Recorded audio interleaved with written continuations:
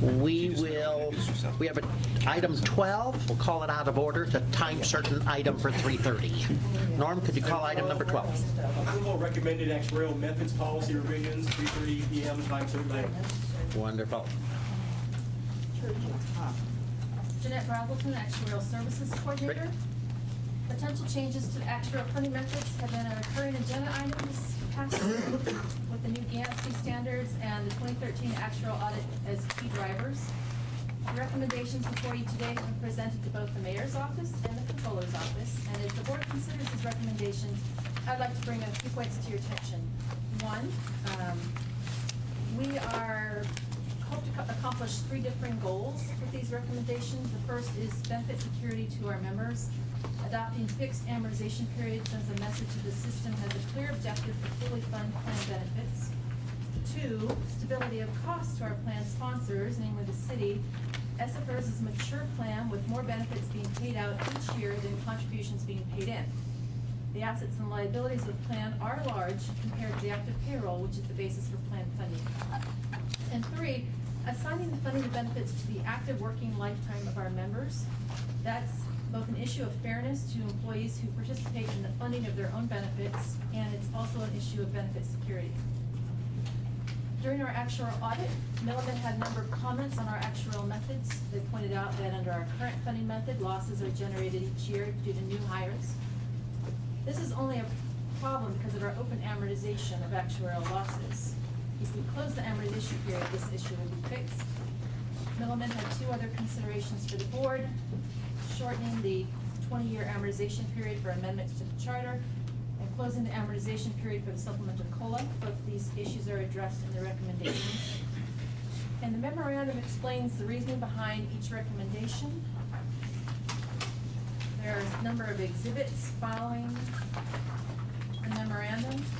Exhibit A explains the difference between a 15-year open amortization and a 20-year closed amortization on a $100 million piece of unfunded actuarial accrued liability. And what I'm hoping to show with this exhibit is that 20 years after a closed amortization period, you've paid off. You've collected enough contributions to fund that $100 million deficit. Under a 15-year open amortization period, 20 years down the road, you've still got a balance of $73.8 million off that original $100 million. In fact, after 46 years, you still have 50% remaining of your balance. That's because every year you're re-amortizing over 15 years. You don't have a clear plan to fully fund that. Exhibit C is a survey of amortization policies for California public pension systems with assets over $1 billion. And the graph shows the count on across the top on the left, and the number of years in the amortization period for various pieces. Plan amendments are in blue, and you can see that the largest number of plans choose 15 years as an amortization for their plan amendments, but really they choose everywhere between 5 years and 30. Gains and losses and assumption changes also range from 15 to 30 years, with the majority of plans choosing the 20-year. 15 years is also popular. 26 of the 28 California public pension systems here use a level percent of pay. 2 are using level dollar, and that's the University of California Retirement Plan and the City of Los Angeles Water and Power. Both of those retirement systems have a desire to have a more level cost basis versus costs that increase with payroll. 2 of the 28 systems do still use an open amortization method like SFERS. That's San Joaquin and Tulare counties. They're relatively small systems with about $1 billion and $2 billion in assets. And San Joaquin County has a 30-year closed period for extraordinary losses. Exhibit D is the revised policy that before the board today. Exhibit E is the 2006 policy, which is currently in place. And following that exhibit, we have projections from Chiron. They've been updated from the June meeting to include the preliminary $19.7 billion value of assets as of June 30th, 2014. Scenario 1 shows a no change projection, and Scenario 2 includes the recommended 19-year transition amortization period for non-proposition unfunded actuarial accrued liability. Bill Hallmark is here on the phone. Can you hear me, Bill? Yeah, I could hear you. Yeah, we had a little phone problem, so you're on the lower quality phone, but we're doing the best we can. We can turn you around so that the board hears you. And Bill is here to answer questions both about these projections and also to share his experience and help answer any questions on public plan funding policies and even just. Okay, does Bill, is for question and answers, or is he making any presentation? He is not making a presentation. Okay. He is here to answer questions. Okay, great. I will open it up then for public comment on this item. Seeing none, I'll close public comment. Jake? I just wanted to make one comment on the projections, the update on the projections. I would point out the main difference is, as Jeanette indicated, they're reflecting a 17.41% return, which is their rough calculation of what our return of assets was, based on a $19.7 billion. And assuming we make 7.58% for the rest of the period. The one thing that I will say is the last time we ran those scenarios and we used the 7.58, if you look down to the projected employer contribution rate, that was roughly 25%. And as is, with the return, we went down to 23.8%. That's the reflection of the return in excess of 7.58.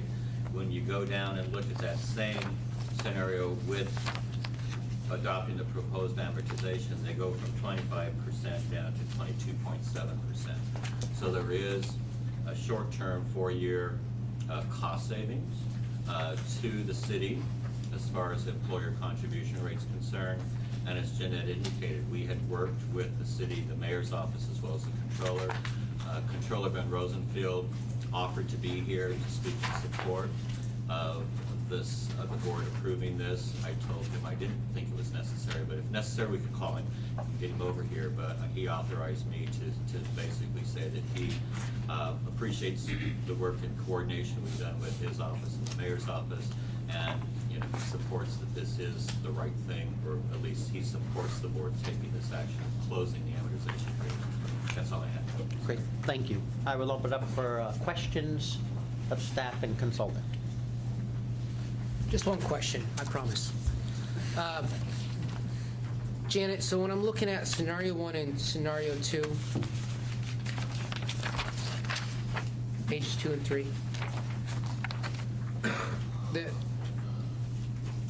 under scenario 1, if we do not make the change, assuming we only earn 7.58% every year again in perpetuity, we will not hit the 100% funded because of that discrepancy? Yeah, we actually, if you look at this, this is been updated for our good asset return. If you had asked me that question in May, before we had that locked in, I Right. would have said no. But the funding ratios are actually on the top of that top graph there. That's a funding ratio, I believe, on actuarial value of assets, and I'll let Bill expound on that answer. That's okay. I get it. We had a outsized return one year, which put us in a different spot. But for the retirees in the room, I think the takeaway is that a year ago, we were contemplating making these correct me if I'm wrong, we were contemplating making these amortization changes because if we didn't, due to accounting rules, we would not have hit 100% funded based upon the model only. But now, because we had we had a really good year, and do these amortization changes, that will no longer be an issue. I can't say it will no longer be an issue in the future, but this year it's looking good. Right. Because also, I should point out, we fund to the actuarial value of assets, which is right now lagging market value. Market value, if you were to do a funding ratio on market value, these funding ratios would be higher, and I know that retirees are interested in that funded ratio, which is how the supplemental COLA is. Thank you very much. Any other questions? Commissioner Driscoll. I think 2 questions. One, the third bullet on the first page, correction, the second, period for assumption changes, is that just the demographic changes? Demographic assumptions? All All? assumption changes, economic and demographic. Okay. Secondly, then on top of page 3 about the supplemental COLA.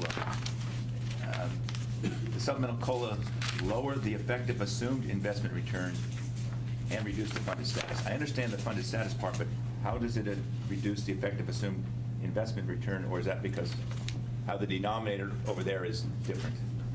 I say that only because, in a sense, that the money that's required to fund the supplemental COLA is sort of scooped off the top. If we have a surplus and we are also fully funded, then we grant a supplemental COLA. If we, have a surplus, but we don't make the return, then we're not going to grant the COLA. And what's more, we're not asking the retirees to give any money back to us in years where we make less than we had anticipated. So it does shave a little bit off the top of our expected return. Well, then, I want to say we have two expected return numbers in terms of the actuarial way of doing it, as well as what Prop C called for, the excess return plus the fully funded ratio. So when you say it carves it off, is it going to affect that calculation of the excess return over No. the assumed rate of return? So it's the other I'm rate of return. just talking in a long term. If you think about it, then that money is going to fund benefits, which is not necessarily a bad thing. I'm just saying that it only goes in one direction. Yeah, I agree. I mean, the first slice of the upside, okay, I would have phrased it differently, but you are trying to illustrate there's an effect. I guess I'm just trying to say that it's in one direction. Yeah, it's and dedicated money. so the amortization period should be closed and not open. Yeah, it's dedicated money. Got it. Thank you. Great. Any other questions? Chair will entertain a motion of approval. I move that we approve. Great. Is there a second to that? I'll second. Discussion on the motion. Seeing none, all those in favor? Aye. Aye. Passes unanimously. Thank you very much. Thank you, Bill. You shouldn't have dominated the meeting so much. Enjoy your vacation. Great. We will go back, I believe it's item 7. Great. Could you call item number 7, please? Item 7, review and approval to issue an RFP for proxy voting services. Hooker. Thank you to our board members. Our contract with ISS expired a while ago, a little over a year ago. It's been renewed since then. It will renew for the duration of this RFP. I do have a brief correction, and that is on item 2, on page number, it's on the second to last page. Under item 3, the fee proposal rate has to be 10% of the rate. But other than that, I'll turn it over to Bob and Tony and Commissioners, Robert Shaw, Managing Director for Public Markets. I think Bill covered everything. Institutional shareholder services has been our proxy consultant for quite a bit of time. We have not gone back out for a RFP since 2007, and from a perspective, we believe this is best practice to survey the marketplace. We anticipate having the RFP posted by this Friday. That would conclude my comments. Great. Thank you. I will open up for public comment on item number 7. Seeing none, I will close public comment and open up for questions of staff by commissioners.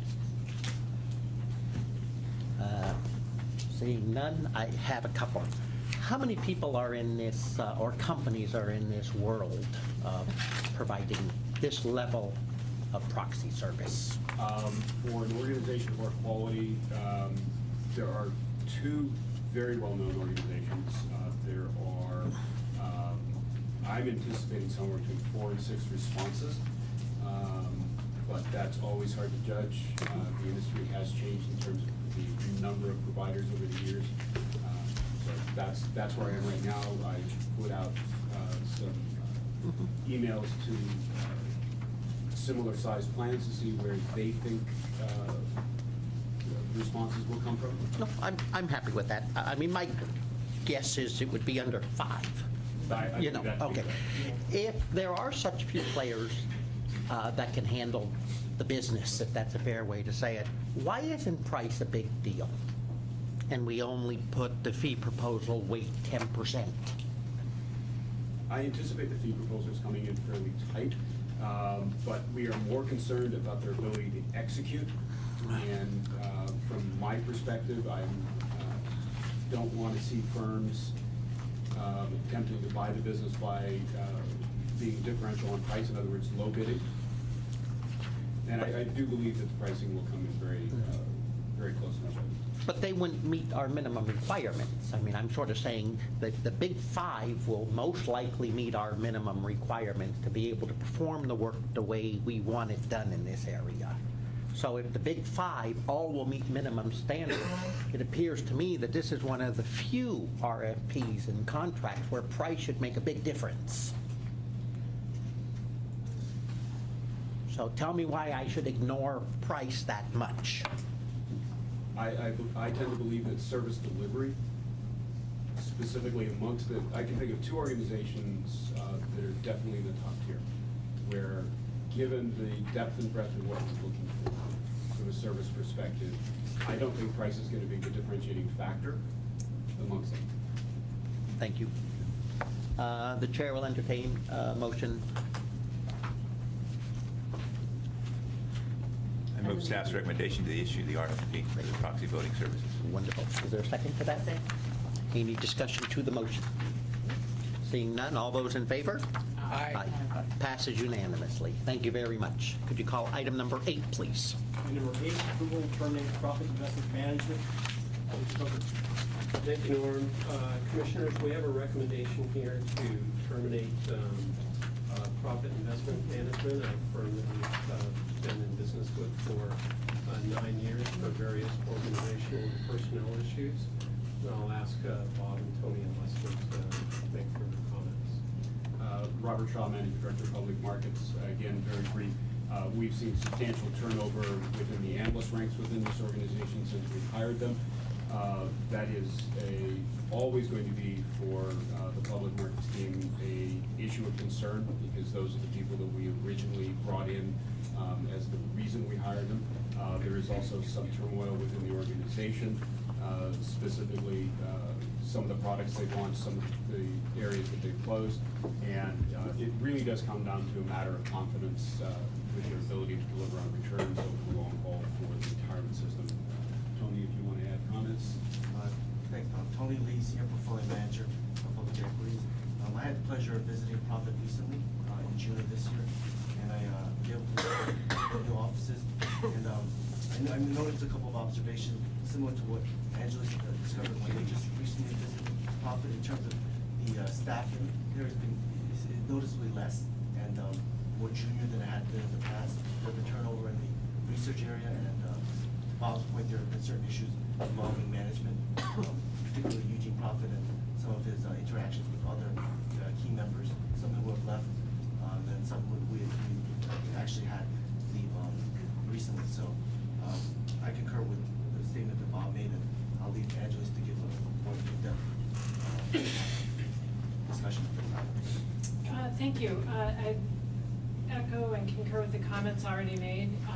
I'd say this is a case where there's been an accumulation of issues, where the key person has always been Gene Profit. He's of course still in place. The analyst team has always been very much junior to him, but there has been really an accumulated lack of continuity, which is what the main reason for our last conference is.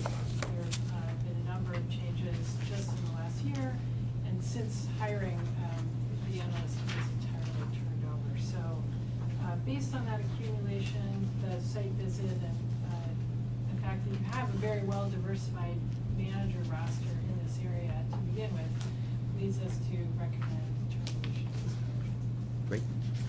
Thank you. Does that conclude your report? It does. Great. I will open up for public comment on item number 8.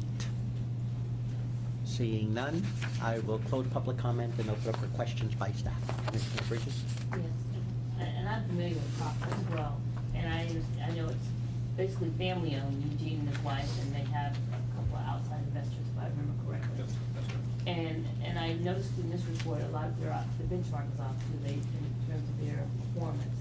I guess my primary question is, during your site visit, what did you discover, other than what you have in performance? I know about the turnover of the analysts too, because I have them in another product. Yeah, I'll take that question. So they have 4 analysts that are listed. Each time I've been there, it's really only 2 analysts that have been there at any given time. One is going on maternity leave, and then the other 2, one is more recently joined and has taken on several different roles. So he's been picking up coverage for the analysts that have left. So the original senior analyst was Manpreet Singh, and he was with the firm for quite a long time.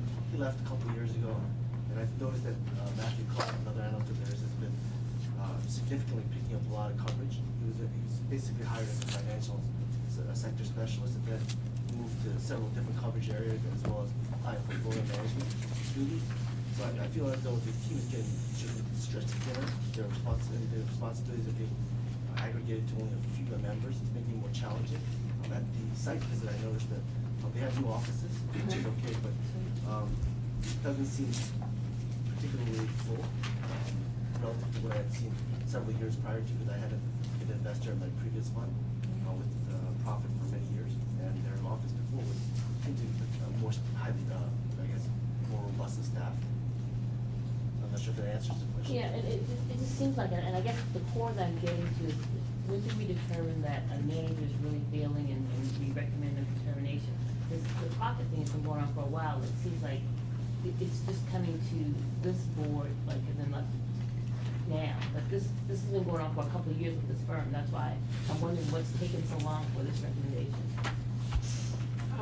Leslie Councilman Angeles, and that's why I mentioned the accumulation. of Right, these but it things. seems like it takes us a long time to get to a point for recommendation determination. That's why I'm asking.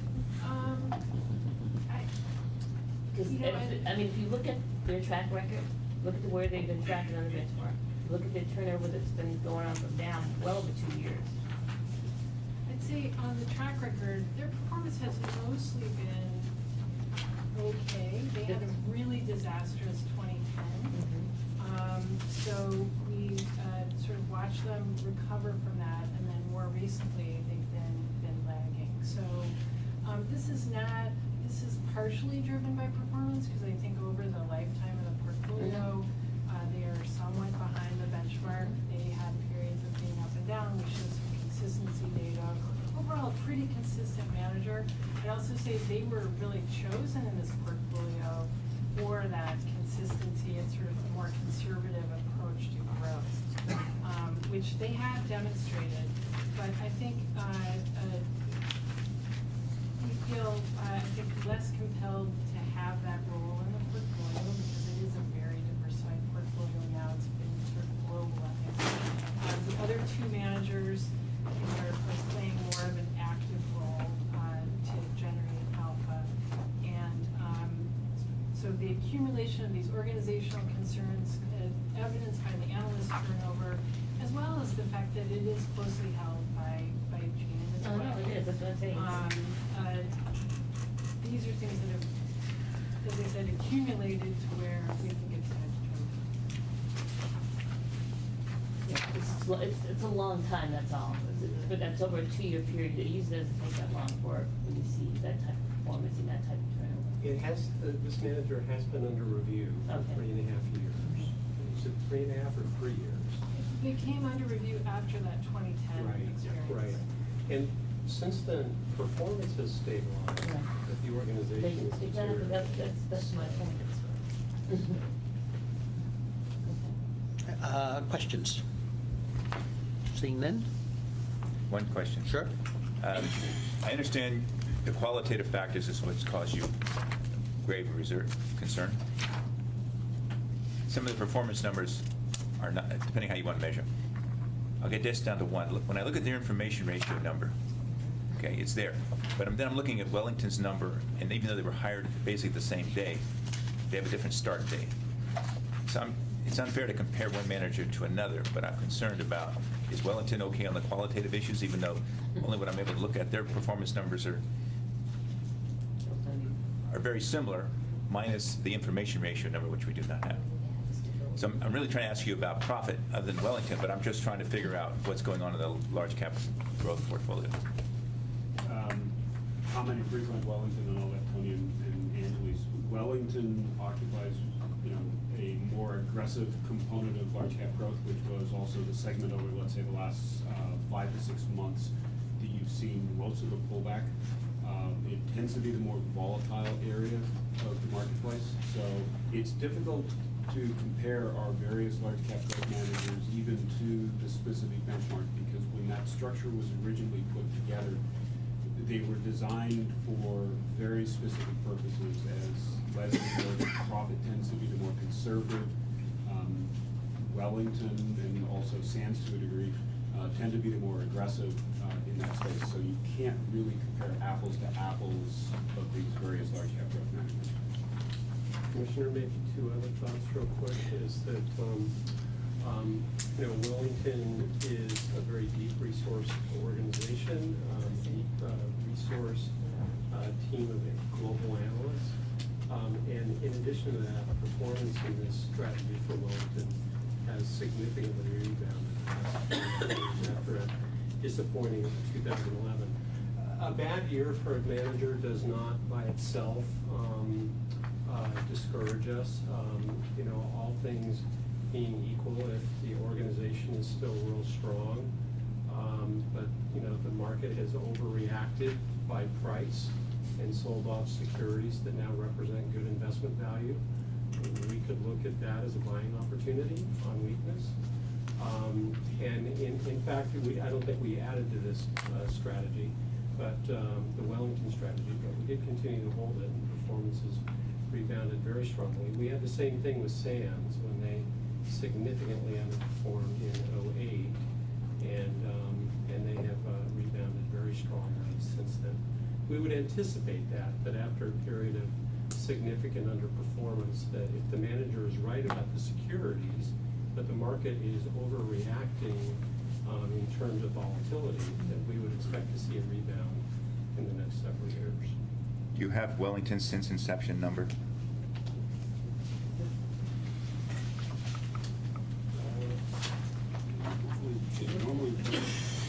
I know Wellington's not the agenda item, but Just have 5 years. No, you do. No, it's NA. It's NA because Wellington actually was funded, I think it was 3 months after the other two managers, so it wasn't a comparable period. We can certainly get their inception number. Yeah, but okay. The closest thing would be the 5 years. okay, since profit is the agenda item, not Wellington, please, I would like to see that number to include the information ratio number for Wellington. This goes to the issue of consistently monitoring manager performance and treating them fairly. I'm not opposed to your recommendation. Okay, the chair will entertain a motion. Move staff's recommendation to terminate profit. Is there a second? Second. Discussion to the motion? Seeing none, all those in favor? Aye. Passes unanimously. Thank you. You call item number 9, please. Slide, Chief Financial Officer report. Thank you, Norm. And Commissioners, just a couple of quick highlights here to screen to move forward.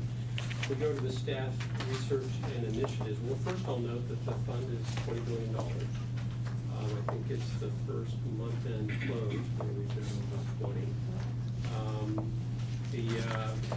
Under staff research and initiatives, just a quick note, in June, the board approved a recommendation to invest $40 million in Sofinova, a venture capital investment. That investment, the fund did close in July, mid-July.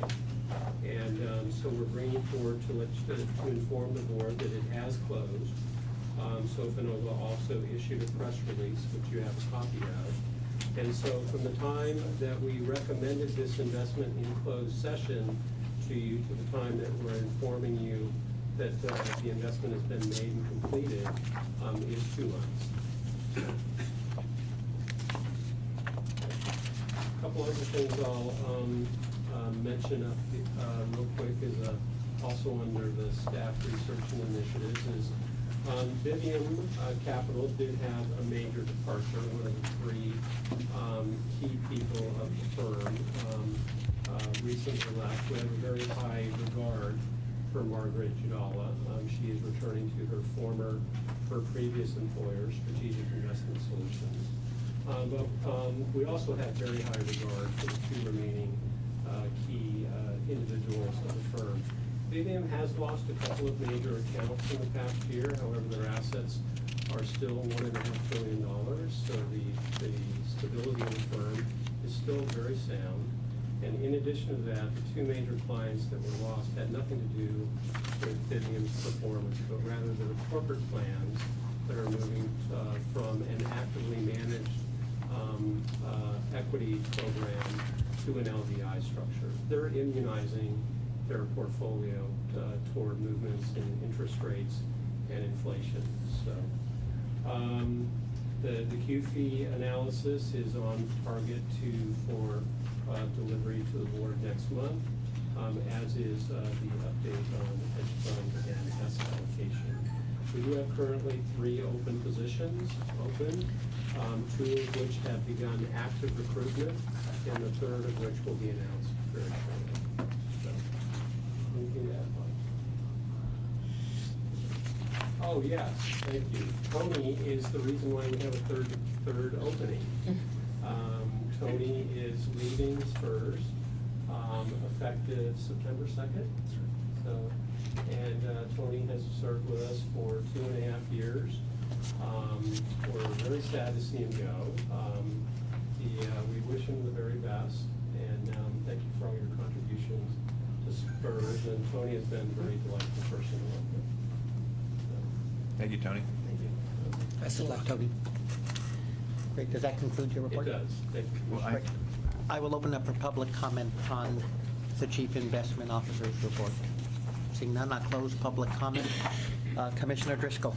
The first page of your report, Mr. Coker, shows the total fund going over the 20 million, yet it shows a minus rate of return. I assume that's due to the extra contribution? That should have been footnoted, because that's what's going to cause confusion. Yeah, the prepayment of the $560 million by the city is what pushed us over the 20 Is million. that? Yeah. Just for the quarter, actually, the month to date, we're negative. Well, it's the 1 month number, so I'm sure that balance is correct, but if this is going to go into the record, please add a footnote. Sure. Does that work with you, Bill, to add a footnote for the? Certainly. Great. Commissioner Driscoll, anything else? No, thank you. Any other questions? Just for me, the staff research and initiatives memo you sent out, I think, is really good. Keeps us all on track with everything you're doing. So I look forward to that being in your packet. Seeing no other questions, that will conclude item number 10. Could you please call item number 11? Item number 11, Angeli Semi-Annual Deferred Compensation Plan Performance Review. Mr. Ron. Actually, it was This is item 10. skip 10. Good. You skipped 10, Becky. 10? But you read 10. Never mind. 13. Call for 11. I read 10, so you're right. 11 is SFDCP Manager Report. Are we doing number 11? 10. Doing number 10. Yeah. Correct, Norm, we're on 10. 10 is the Angeli Semi-Annual Deferred Compensation Plan Correct. Performance Review. Welcome.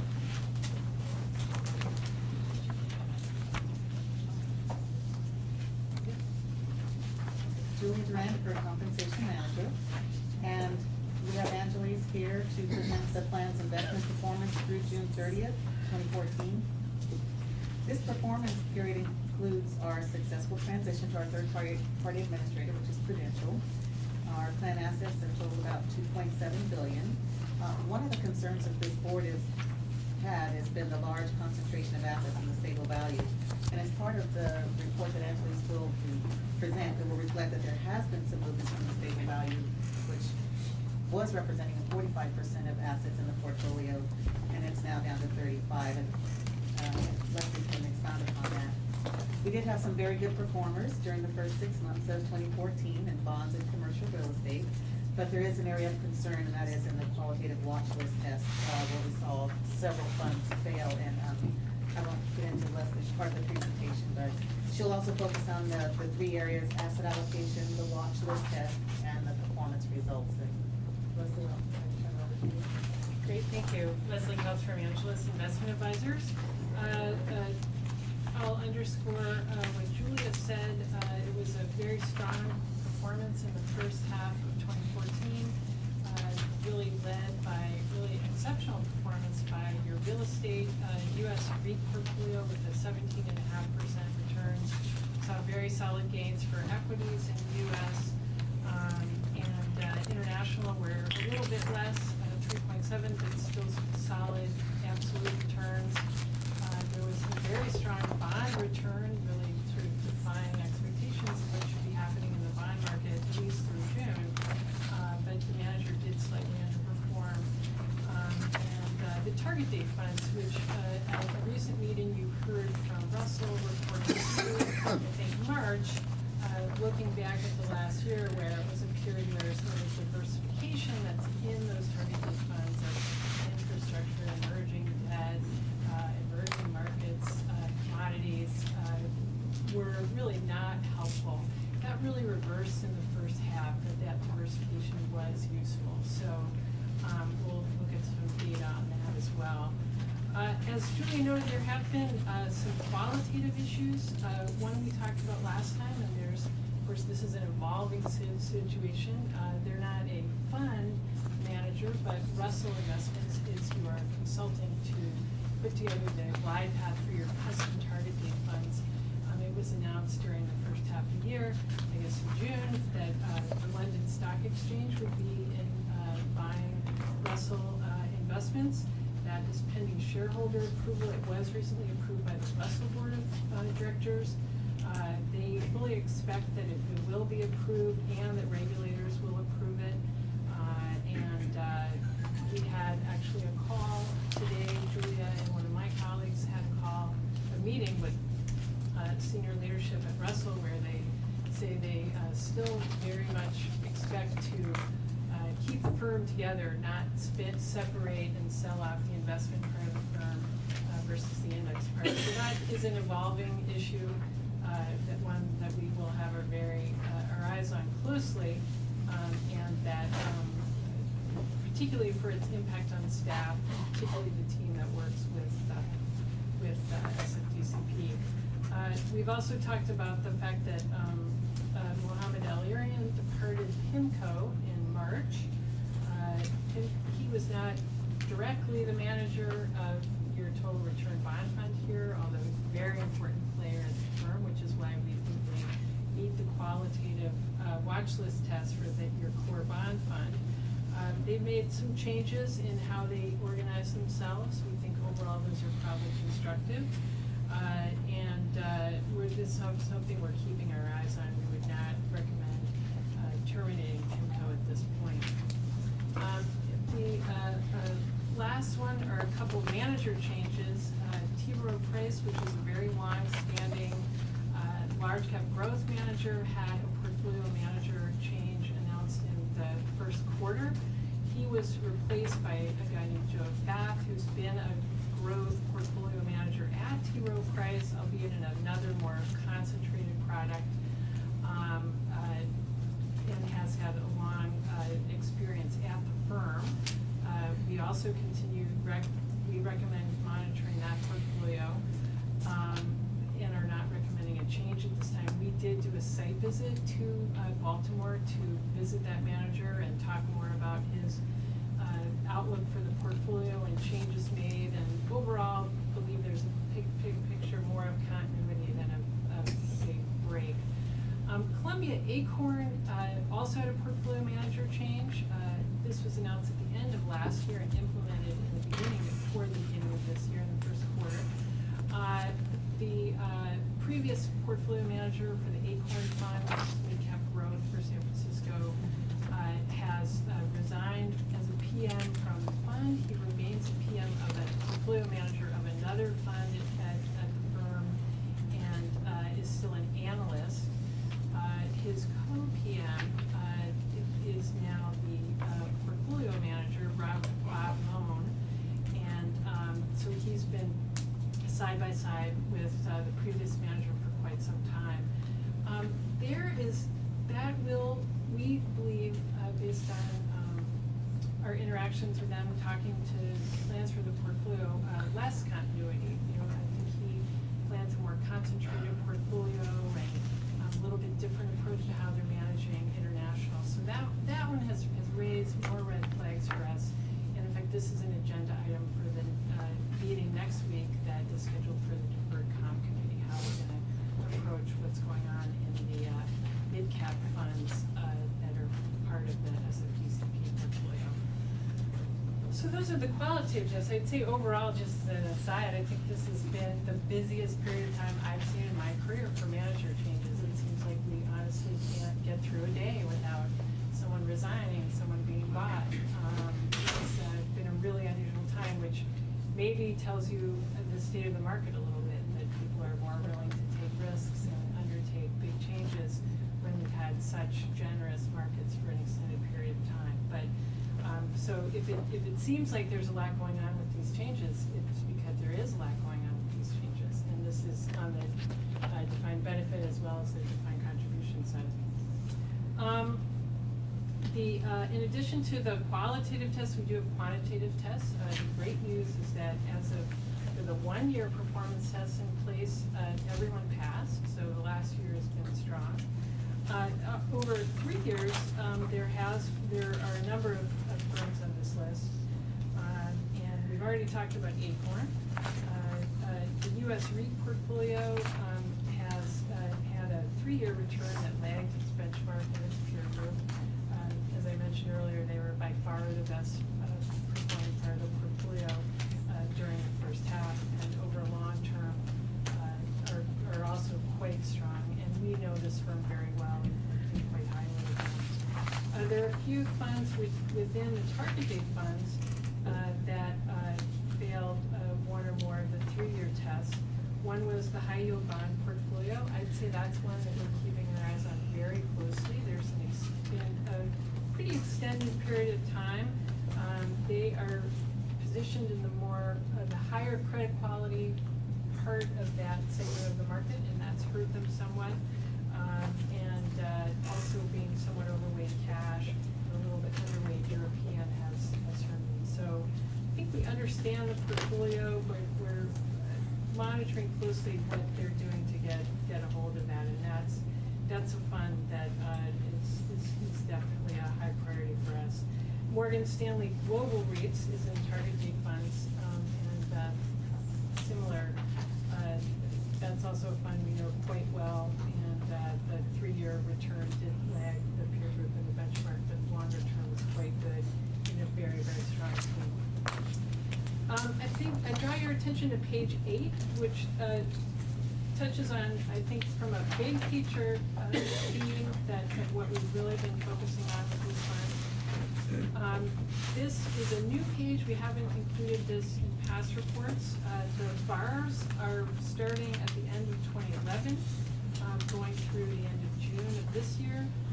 The bars are dollars, so you can see the steady growth during this period of the overall portfolio to, as I said, well over $2 billion now.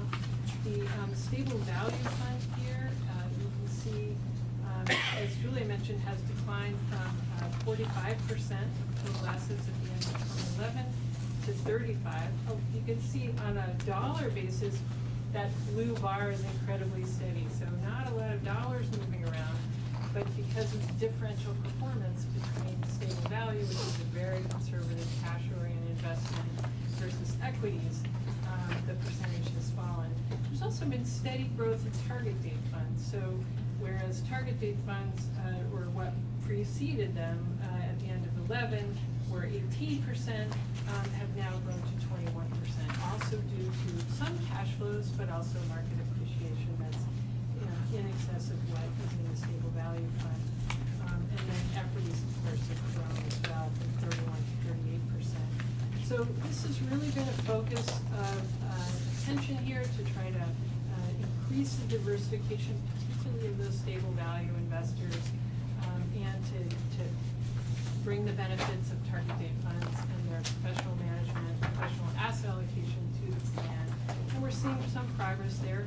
There'll be more because we'll be, Julia and her team, Prudential, will be working on getting more attention paid with participants to these funds. So that's at a high level, very much a focus of the plan, as well as these manager issues, including the specific issue of the mid-cap funds that will be on the agenda for next week's deferred conference. So I'll stop there and see if there are any questions. And I may have missed this. Did I miss the graph that shows fund inflows by fund? 'Cause I think it's helpful to know what are the allocations by asset class, but I'm going to assume that the reason we've had growth in the equity asset class is because of the increase in values. So I'm trying to figure out where the new fund inflows are coming, or where they're going, excuse me. We've never included that in this report, the flow data. We can get that for you, that exists, but we typically haven't. I know in the report that Russell has produced for target date funds, they do track the precise flows of target date funds generally since the life of those funds, which started in the spring of 2012. And so flows there have been net positive 70 million, of which 50 is contributions and about 20, these are rough numbers. Sure. Are transfers from other funds. So we do have all that data on the flows to individual funds is available. But I'd say overall, your participants are pretty sticky. These assets are pretty sticky. Not a lot of big changes in how people are allocated, not a lot of moving around. So, that's something we want to continue to address through education and meetings with participants. I think just two things you should consider including in future presentations similar to this are, one, where the money's going in terms of contributions, not by fund, but by asset allocation. And then two, the age groups and where they're putting money. Andy? We have looked at that in the past, and just for what it's worth, for especially new hires, there has definitely been a preference, preponderance of newer enrollees going into the target date funds. That's one generalization I can. Sure. And Commissioner, I am working on a report that does have that. I haven't fine-tuned it, but I do have some of that information. I've been working with Prudential on it, so. We don't have to do it today. I just, for consideration for maybe deferred comp committee, unless the entire board wants to hear it, I don't think we need to go over it For the today. committee, and I can definitely have that ready.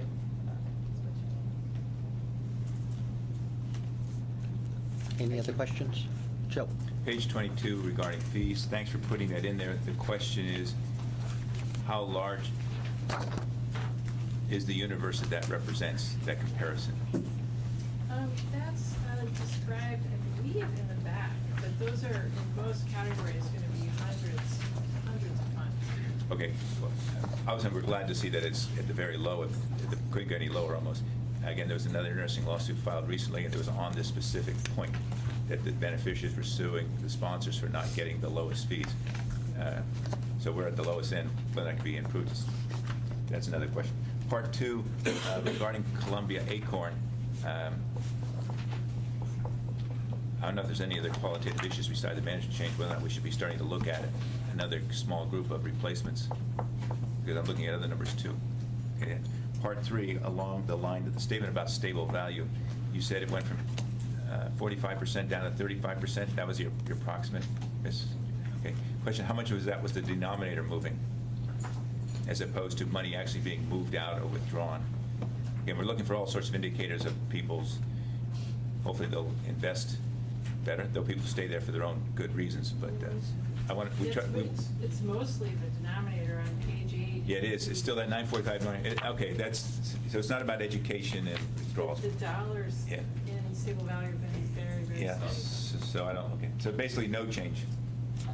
Thank you. Other questions? Seeing none, I will now open up for public comment. I don't happen to be part of a participant in this program myself, but I'm curious to know, do members get some sort of periodic reports with this information in it? Absolutely, they get a quarterly report, Okay. quarterly statement. Performance, I mean, like this asset allocation and stuff? Well, they don't get that, no, but they have one specific to their account information. Oh, okay, thank you. Every day. Thank you. They have access to it every day. Yeah, and it is available daily on their website. Yeah. Great, any other public comment? Seeing none, I will close public comment. Thank you very much for the report. Could you call item number 11, please? Item number 11, deferred comp manager report. Mr. Rogers. Julia Durand, first compensation manager, and the report is maybe a little redundant, given that we just heard information from Angeles, but are there any questions on that report before I go into the update on Russell? Okay, go right ahead. As Leslie pointed out earlier, we did have a call with Russell this afternoon just prior to the board meeting, and they basically on the call confirmed that their board did approve the sale of Russell. We have heavy emphasis on retention of staff, and it is reported that from the CEO, Greg Gilbert? Greg Gilbert, he did report on the call that several of the key personnel that are related to our plan are going to be receiving retention packages or offers. That's all that we have to update at this time. This is still ongoing. It is a public plan, so we'll update you as additional information becomes available. Great, thank you. I will open up for public comment on the deferred compensation manager's report. Seeing none, I'll close public comment and then open up for questions from the commission. Do you know how many managers there are that receive this retention offer? We were just focusing on the top 4 that related to our plan, okay, so we know. I'm only speaking to the ones that are related to our plan. So we All know of them. all of them. And there's 4? 4 key players. 4 key, thank you. Great, thank you for the report. Could you call item number 13, please? Item number 13 is approval of president's committee appointments. President Davis. Self-explanatory. The chair will entertain a motion.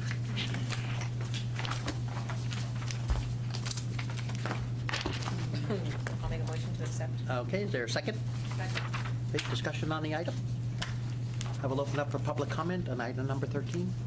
Seeing none, I will close public comment. All those in favor? Aye. Aye. Any nays? Passes unanimously. File number 14. Item number 14, travel expense report for the period ending June 30, 2014.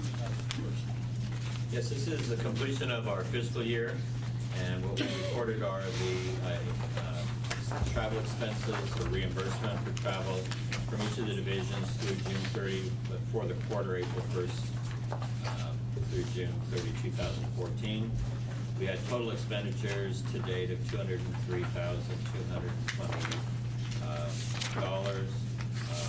And I think we had a budget of just around $203,000. And so we, for the first time, did spend our travel budget for the fiscal year. But you'll be happy to hear that the board, this board, as well as the Board of Supervisors, approved a significant increase in the travel budget related to additional travel that is being required in the investment division. So we finished very close. I'm actually very proud that we spent the money because it does indicate that we're using the money the way we intended it to be used. But not to be afraid, we have additional money in this year's budget. So feel free to notify us of any travel opportunities you'd like to take advantage of. Great, thank you. Is there any questions? Seeing none, I will open up for public comment on item number 14. Seeing none, I will close public comment. Thank you, Jay. Could you please call item number 15? Percent to 69%. Okay, great, thank you there. I will open up a public comment on item number 15. Seeing none, I will close public comment and ask you all to vote and put your ballots in front of you. Item number 16, please. Item number 16 is the executive director's report. I won't go through all of the items on the administrative update, but I would point out that President Macris had asked me to clarify what the mail distribution policy is. Most of you are aware that every week we assemble mail that we've received here on your behalf, and we send it out to you every Friday. We will now be including emails that we receive addressed to the full board, and we do receive occasionally emails that are either forwarded to or sent to Norm or me that are being asked to be forwarded on to members of the Board of Supervisors. The retirement board, we're not going to forward those via email, but we'll print them each week. So we will continue the practice. Also, you might have noticed that at President Macris's request, we've also included a list of articles, news articles, that we're aware of, where San Francisco has been referenced. And so those are also part of this Friday mailing. I've also provided a copy of the June 11th, 2014 Retirement Board meeting minutes because there were some special requested amendments. We wanted to distribute those to show you that in fact we had made the requested amendments. I've been asked to provide an update on moving the board meetings to City Hall and or televising our board meetings. We've had, as most of you have been aware, through Supervisor Avila's office, been sort of assured that as a charter commission, we had some sort of charter priority over other commissioners as far as scheduling the committee meeting rooms at City Hall. Well, as it turns out, we'd be bumping some other charter commissions, and so my last discussion through the mayor's office was that they could not find a 6-hour slot of time wherein the retirement board could meet on the second Wednesday of each month in one of the hearing rooms without having to bump another charter commission. So we have in our budget this year, this board approved it, the ability to televise the meetings from our current location. We have confirmed with SFG TV that we would need to bring in a sound system, sort of an amplifying sound system for them to televise it. They can come in and televise it just fine, but with just a recording system, there would be no sound. This will be fixed when we move to the new location. We are sharing the specifications of both the sound system and the lighting at our new location to make sure that it meets the requirements. And so it is anticipated that we would be televising both our board meetings as well as our committee meetings once we move to our new location. But it doesn't look like, through the mayor's office, we've been notified there is not a slot available for us to move our board meetings on the regular day to City Hall. We continue to work with the mayor's office of housing regarding the possibility or possible investment opportunities through the mayor's down payment assistance loan program. Also wanted to point out that Karen and I attended the 3 meetings that the city held with rating agencies, Fitch, S&P, and Moody's. I'll report back to the board the results of those. I believe at least our section of the report was received well. It's nice to go and deliver good news, and it's nice, for the city to appreciate that in fact the hard work of the board has, generated such good results. 2 other things I was going to mention: Tony Lee's resignation, but it's already been done. At President Macris's request, we have prepared a binder of all the board policies, including the investment policies, and he requested that we prepare these for each board member. But what I would like to present to you is an opportunity to get them either in hard copy binder, or we can get them to you on a CD. And before we proceeded to make the hard copy binders, I would like to have you indicate whether you'd prefer it in a binder or in a CD format. So those are, I think it's important. We're going to always have them here at this desk during these meetings for references, but you will notice that on the appointment of the committees, I did include the terms of reference for each of the committees, because it's in discussions with President Macris, there are sort of deliverables that are required of each committee. And there's sort of sometimes a timeline sort of prescribed for those deliverables. So sort of those policies are here, but many others are. So if you could tell me what your preference is as far as hard copy versus CD, we'll make sure that we get those to you by next board meeting. Also a reminder, we have a deferred comp committee meeting next Wednesday, starting at 1 o'clock. We're having Galliard come in and make a presentation to the committee regarding their investment management philosophy and style. Also had a preliminary meeting with Commissioner Stansberry regarding the retreat. It looks like we're going to, I think we had talked about October 15th as a Wednesday that we're going to ask you to reserve. We would also like to ask you to confirm your availability for the afternoon before and into the evening, maybe having an afternoon session on Tuesday the 14th with a nice dinner, potentially with a speaker or someone as a continuation, and then having a shorter session the following day on Wednesday, but really making it a 2-day or a 1.5-day event. So if you can, we'll send out an email reminder, but if we're going to be inviting guests, we need to sort of confirm everyone's availability. But just as an FYI, it appears our 1-day retreat is now expanding into a 1.5 days, but not a full day the next day. And that's all I have to report. Great. I will open up for public comments on the executive director's report. Seeing none, I will close public comment, open up for questions. Thank you. On the board policies and procedures that you have produced, on the CD-ROM, is there an ability to search, like there's a search engine that I can do a keyword search? Actually, there's an index so you can pull the policy up, or you can do an OCR, just a complete search across the policies. Okay, great. Thank you. Sure. Anybody else? On the meetings at City Hall, have you conveyed to the supervisor who expressed interest at the Budget and Finance Committee meeting for us to be at City Hall and televised the issue that there's no availability? And if you haven't, I'd recommend that we loop it around and let that supervisor know, since he has expressed such a keen interest in it. Well, the first time of my history working here, I understand that the members of the Board of Supervisors can request a letter be written on their behalf. And so one of the last things that Supervisor Avalos did before he left on vacation was he did submit a request for us to respond in writing to the Board of Supervisors, reporting on our progress towards getting these. So we will be preparing a written response that we'll make sure we copy the retirement board on. But he has requested a written follow-up as to where we're at with this. Okay. Great. Anything else for anybody? Okay, great. Thank you. Could you call item number 17? Item 17, review and approval of revision to the board operations policy.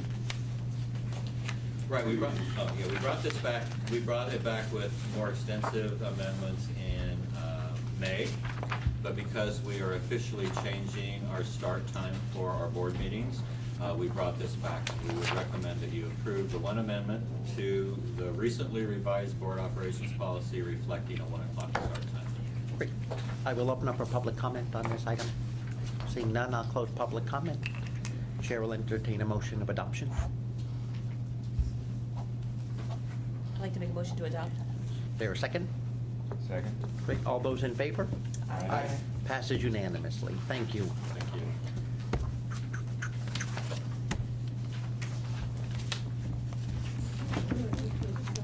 Okay, I think the next item is a closed session item.